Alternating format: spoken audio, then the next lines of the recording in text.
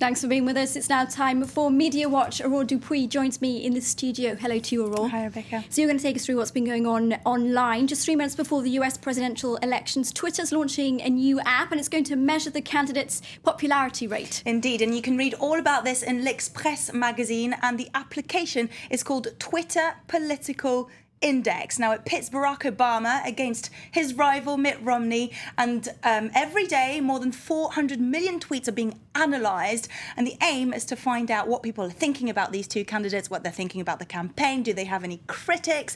And so at the end of the day, both candidates are graded, and they're graded from 0 to 100, and obviously the higher the grade, the more popular you are. And at the launch of this app, well, Barack Obama was indeed more popular with a total of 44, and Romney only had 26. That doesn't surprise me after that foreign tour, though, and all those gaffes. There was a lot of tweets were moaning about that.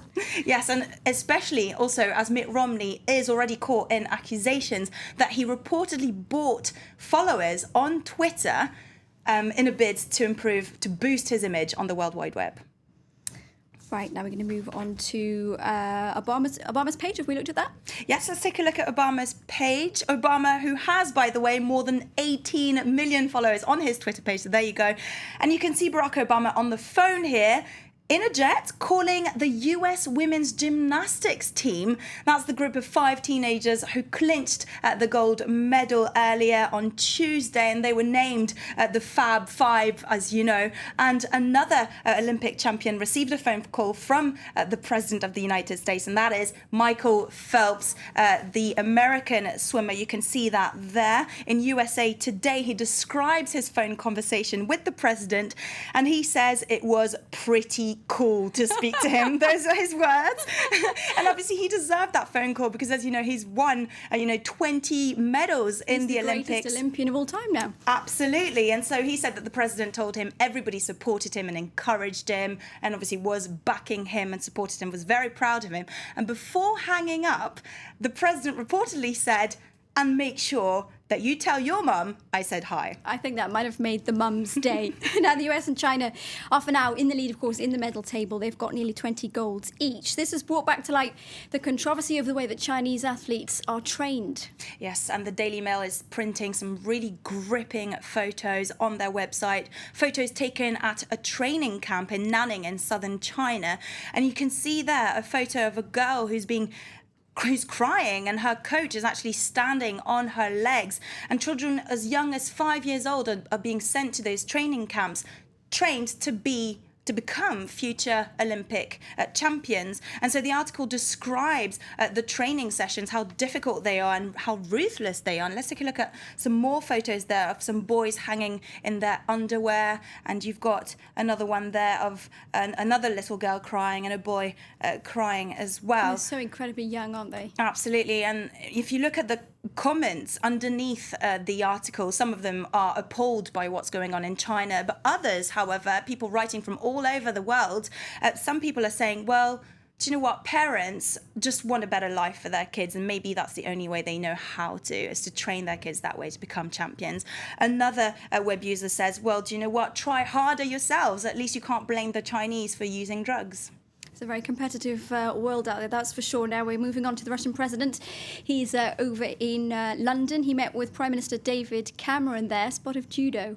Yes, and it's the first time that Vladimir Putin comes to Britain in 7 years. And he went to Downing Street, as you know, to talk about serious issues like trade, security, human rights, but also the war in Syria. As you know, his visit comes just 2 weeks after Russia and China both vetoed the UN resolution against Syria. Now, after the meeting, as you said, Vladimir Putin went on to watch a judo game. And now that, you can read all about that in the Daily Telegraph. And it says it's just another chance for the Russian president to boost his action man image.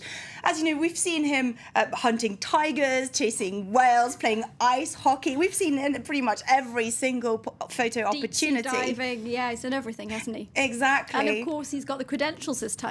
He does, and he himself is a black belt, and he's a former St. Petersburg champion. So obviously the Mayor of London's aware of that, and Boris Johnson did ask a little request from Vladimir Putin. Let's take a listen. I hope he'll take part. Isn't he a dad? I think that's what we want to see. Stripped to the waist. We want the politicians' Olympics. It's very good to see President Putin, in the sense that I hope very much that we'll be able to do plenty of deals with Russia, and I've no doubt that will be top of the agenda. Oh, he's a cheeky one, isn't he, old Boris Johnson? Thanks very much, Audrey Pui. That was Media Watch. Let's do this here on Live from Paris. I'll be back with the headlines in just a moment.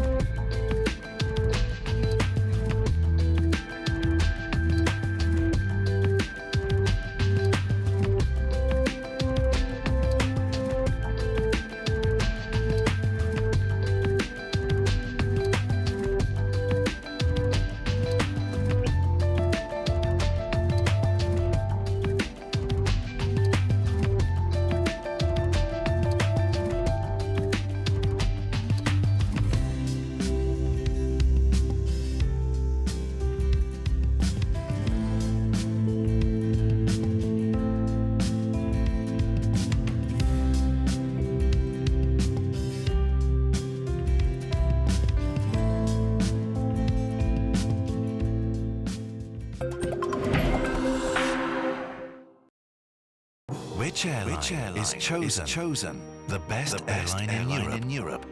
2 years in a row. We are Turkish Airlines.